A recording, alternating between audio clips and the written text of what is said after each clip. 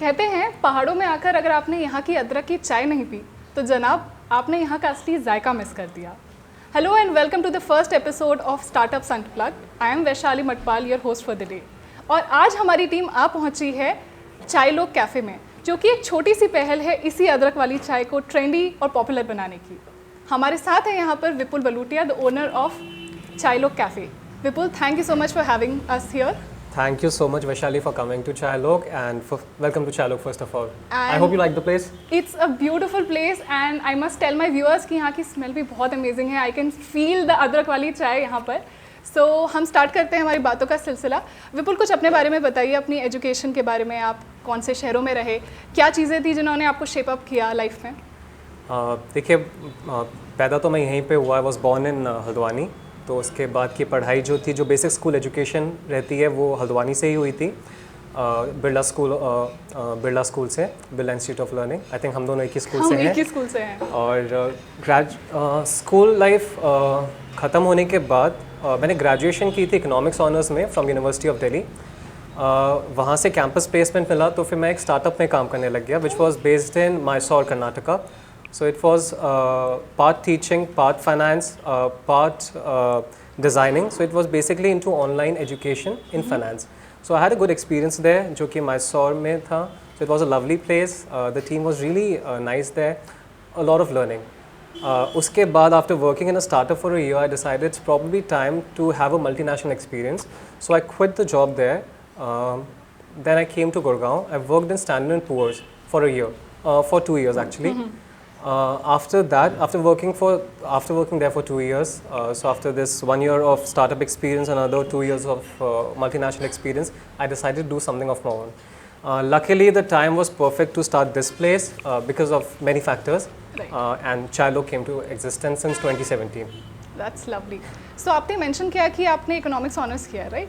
And आपका interest भी business में था. सो आपने कभी कंसिडर नहीं किया कि आपको MBA करना चाहिए, like a formal education in business? देखिए, इंटरेस्ट मेरा बिजनेस पे नहीं था. मेरा इंटरेस्ट एक्चुअली लर्निंग पे था. It has always been on learning. तो जब मैंने पढ़ाई की थी, इकोनॉमिक्स ग्रेजुएशन कर रहा था, तो भी the focus was on learning. जब मैं स्टार्टअप ज्वाइन किया, मल्टीनेशनल ज्वाइन किया, उसमें भी फोकस लर्निंग में ही था. But after a point of time, what happens is that the job becomes very repetitive. Right. Doesn't matter how big or small company it is, it becomes very repetitive. उससे क्या होता है, learning जो थी वो कहीं ना कहीं, जब तक मैं कुछ सीख रहा था नया, तब तक interesting था. I was happy there, I was satisfied. But after a point of time, जब सब कुछ repetitive सा होने लग गया था, that is the time I decide to exit the place and do something else. तो startup में भी एक point के बाद यही हुआ था. I learned what all I could from this. और multinational में भी यही हुआ था. और जब लर्निंग में सैचुरेशन पहुंच गया था, then I quit the thing and I try something new. That's very interesting actually. So next I have a very cliche question. I'm sure आपसे काफ़ी लोगों ने पूछा होगा.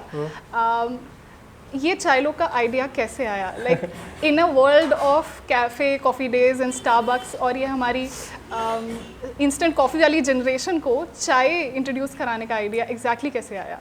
तो लिटरली ये मुझसे काफ़ी लोग ये चीज़ पूछते हैं, और जो सच ये है कि लिटरली ये आइडिया बैठे बैठे आया था. कुछ नहीं किया था, बैठे बैठे आइडिया आ गया था.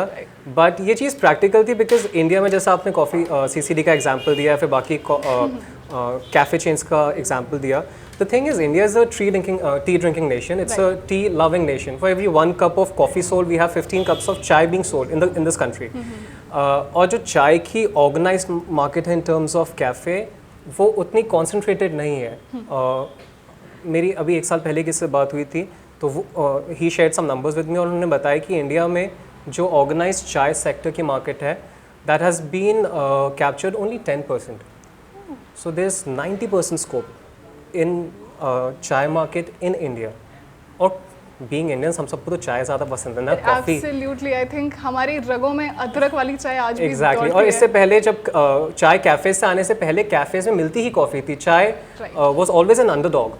बट इस तरह की जगह आने के बाद जो चाय जैसी जो हमारा अपना टेस्ट है, इंडियन टेस्ट, वो भी लोगों में उभर के आ रहा है. यंगस्टर्स इस चीज़ को काफ़ी पसंद कर रहे हैं. चाय तो पहले ही पसंद करते थे, लेकिन आप जब कैफ़े जाते थे आपको कॉफ़ी मिलती थी. लेकिन अब आपको चाय मिल रही है तो आप पीना पसंद करते हैं. आई थिंक पहले चाय सिर्फ टपरी तक, एग्जैक्टली, पहले टपरी तक. But now it's like more of a stylish and status quo thing. Exactly. So अगला सवाल मेरा ये है कि कितना मुश्किल है यंगस्टर्स को अट्रैक्ट करना। लाइक अगर हम अभी देखते हैं आज के सिनेरियो में बहुत सारे कैफ़ेज़ हैं जो वेस्टर्न कंसेप्ट को काफ़ी कॉपी करते हैं, उनका अमेरिकन मेन्यू होता है, अमेरिकन थीम होती है, बट एज आई सी यहाँ पे काफ़ी देसी थीम है, यहाँ का मेन्यू भी काफ़ी देसी है। तो कितना मुश्किल है इन यंगस्टर्स को अट्रैक्ट करना और यहाँ बुलाना?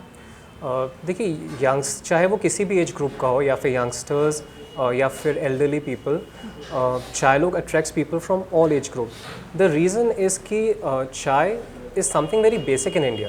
Everyone drinks tea, be it a kid, be it a youngster, be it an elderly person. तो चाय is a basic commodity in India.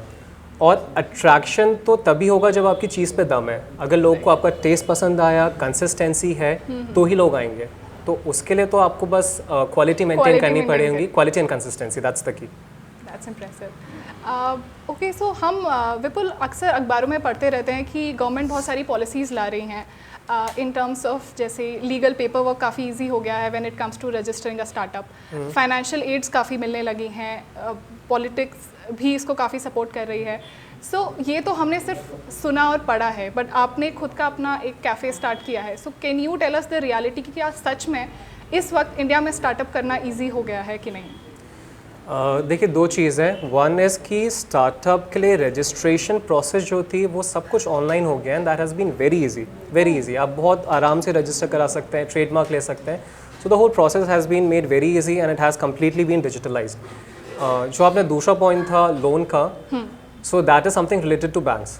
और जब मैंने भी स्टार्ट किया था तब हमने भी काफ़ी ट्राई किया था इस चीज़ में, and it has a lot of paper work even today. तो लोन मिलना इतना मुश्किल भी नहीं है, लेकिन उतना आसान भी नहीं जितना बाकी कंपनी रजिस्ट्रेशन ये सब कराना बहुत आसान हो चुका है, बहुत आसान। But it's just a click away. इतनी काफ़ी ऑनलाइन, इनफैक्ट जैसे आप हल्द्वानी में हैं और जैसे ट्रेडमार्क रजिस्ट्रेशन है और ये चेन्नई में होता है, तो पहले का तो मुझे पता नहीं सिस्टम क्या होता था, but now is just that कि आपकी इतनी ऑनलाइन फर्म्स हैं, आप बस उनसे बात कर लो। आपको बस यहाँ बैठे बैठे बात करनी है, आपको वो मेल कर देंगे सारी डिटेल्स, आप उनको रिप्लाई कर दो, you pay the price and gets registered, as simple as that. And in fact मुझे भी ऐसा लगता है कि पॉलिसीज़ अब आ रही हैं, आत्मनिर्भर भारत को काफ़ी प्रमोट किया जा रहा है, तो I believe this is the best time to have a startup in India, and this is a very good time to start your own business.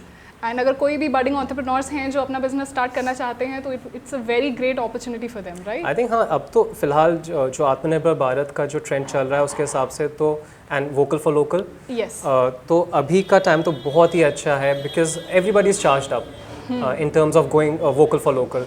So right now is a very good time.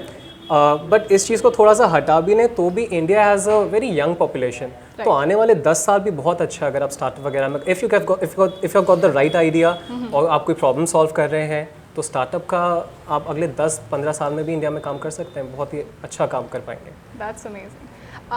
आपने बताया कि आपकी education Delhi से हुई है, then you were in Mysore for some time, तो आपने ये कैसे डिसाइड किया कि हल्द्वानी में कैफ़े स्टार्ट करना चाहिए? Haldwani being my hometown, so I have this natural love for the place, first of all. Secondly, this is a city which has given me education. I wanted to give something to it in return. So I'm satisfied that I'm able to give something to the city where people can hang out. So that was my contribution to my city. That's lovely. One last question हमारे viewers के लिए, and especially youngsters के लिए, budding entrepreneurs के लिए, कोई छोटा सा मैसेज? मैसेज तो बस ये है कि जस्ट